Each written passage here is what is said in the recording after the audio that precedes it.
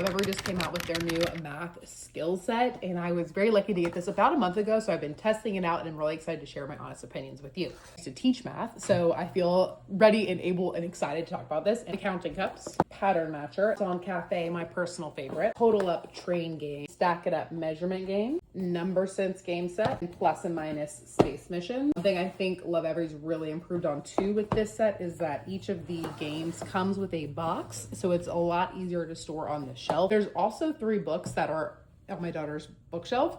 They are amazing. They're maybe one of my favorite parts of this kit. It's hard to pick. Count on Cafe, which is one of my favorites. This is the most adorable little cafe. And the idea is your kid is counting on. So they pick what they want from the menu. There's money that comes with it. And then they flip to that thing on here and they pop out the little dots and they can count on. So like if it's 4, 2, and 0, they would start at 4 and go 5, 6. So that's a really good like early math skill. Basically, you know, a little bit faster addition than starting at 1 every time. Take one of these strips and you spin them around to make different patterns on here. Pattern, you know, recognition and creating is a great early math skill with little cards so your kiddo can like follow different patterns and learn about different things. Great one for on the go. I feel like this would be a great first game in this kit if you're still working on building like counting and counting fluency, and not just like can you count, but can you recognize like when I say 4, that means like 4 things are sitting there. But there's adorable little cups that this comes with.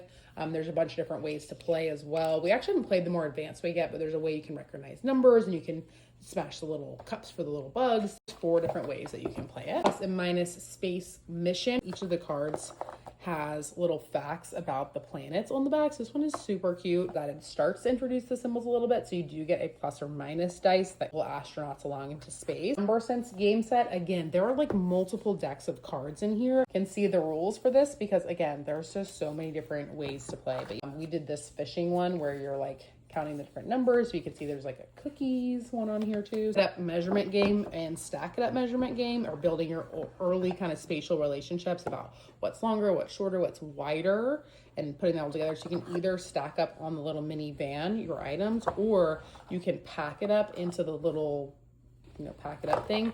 Addie loved this. She was just flipping through, basically playing herself. So you like get these items and you have some initial start positions and you have to figure out how the other ones are going to fit. Also a super fun ruler in here that's got non-standard measurements. So it's like, is it more than 2 shoes or more than 3 shoes? Probably my personal favorite is the train game. I really like how it has the number line up at the top, and then you can put in a ton of different cards. You know, again, so many different ways to play, and it gives you a difficulty rating on these, which is really helpful. Kiddo can fill in like, okay, this is 10.